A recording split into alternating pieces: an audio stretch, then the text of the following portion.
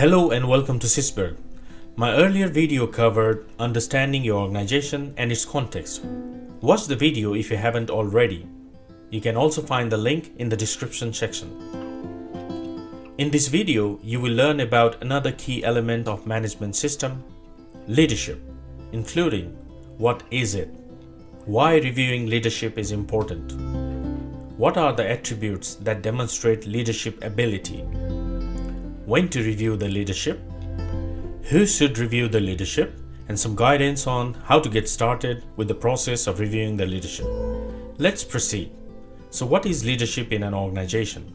In simple terms, it is the ability demonstrated by a person or a group of persons to successfully lead an organization's mission to its vision. In a larger organization, the leadership function may be cascaded into various levels. Why reviewing leadership is important? To help you understand this, I would like you to recall my earlier video where I explained how understanding the context of your organization can help you stay on the right track along with the mission and vision of your business. This mission of organization is led by a person or a group of persons, which means good leadership will successfully lead the mission of an organization to its vision, whereas poor leadership can derail the mission and an organization's vision may not become a reality.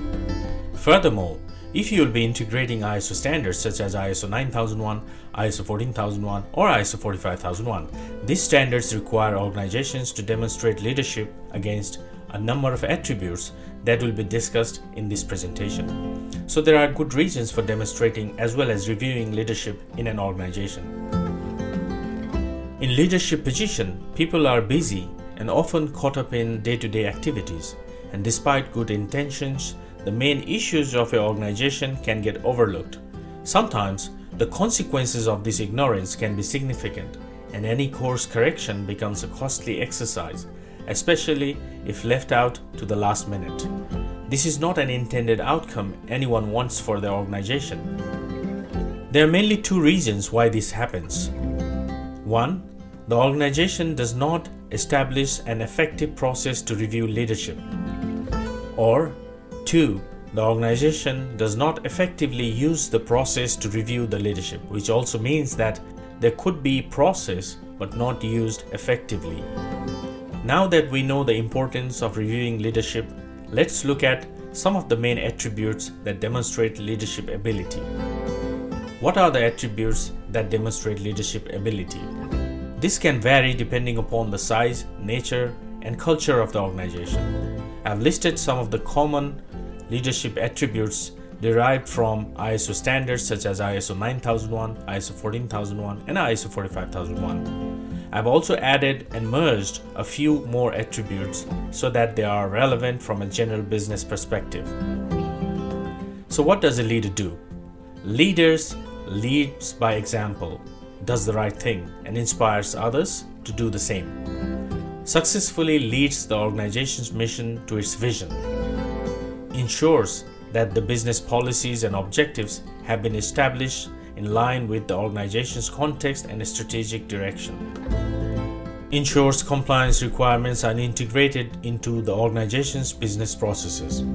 Takes accountability and responsibility associated with the organization's mission.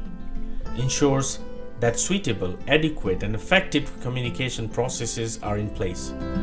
Ensures assignment of responsibilities and authorities for relevant positions. Provides direction, support, and resources to improve business performances. Supports other managers to demonstrate their leadership in their areas and does not engage in unhealthy competition. Promotes the use of systems and processes. Ensures that the decision making is based on the review of systems, processes, and consideration of risks and opportunities. Promotes continual improvement. For example, takes initiative to improve the overall quality of products or service. Enhances customer satisfaction. Ensures health and well-being of staff by minimizing injury at workplace. Considers environmental, sustainability, and ethical practices when doing business. Ensures processes for consultation and participation of workers and protects them from reprisal when reporting incidents, hazards, risks, and opportunities. ensures that there are processes in place to maintain confidentiality and privacy, if relevant to the internal and/or external business activities of organization. When to review leadership? As a rule of thumb, if there are signs of deviation with any of the above listed attributes, leadership should be reviewed. Organizations can also benefit by setting a frequency for regular review of the leadership. For example, quarterly, 6-monthly, yearly, 2-yearly, etc. The review can also be conducted after reaching a certain milestone with the organization's mission. Who should review the leadership? This can depend upon the nature and size of the organization as well as purpose of the review. I have broadly categorized the people who should be involved in the review process into 2 groups based on the purpose of the review. The first category are the people in the leadership position. For example, MDs, CEO, board of directors themselves. This is because their self-evaluation will allow them to be aware of their own weaknesses and consider improvement measures in a timely manner. The second category are people who are concerned about leadership ability, for example, employees, managers, and shareholders. This is because they can provide constructive feedback for improvement, assess how the leadership receives feedback, know whether the right person is leading them, and make an informed decision. How to get started with the process of reviewing the leadership? You can use the steps below as a guidance to get started with the leadership review process. Make a list of the attributes, as mentioned above, that demonstrate leadership ability for your organization. There is also a checklist that includes the above attributes, which you can download. Take notes of any departure by the leadership from each of the listed attributes. Evaluate the risks and opportunities as a result of departure from each of the attributes. You may have to consider the significance of each of these attributes for your organization in the evaluation process. Rate the leadership performance against each attribute. For example, either give score or remarks. Be informed about the leadership. That is the leadership still on the right track in line with the mission and vision of the organization? Make an informed decision. For example, recommendation for improvement, change in leadership, etc.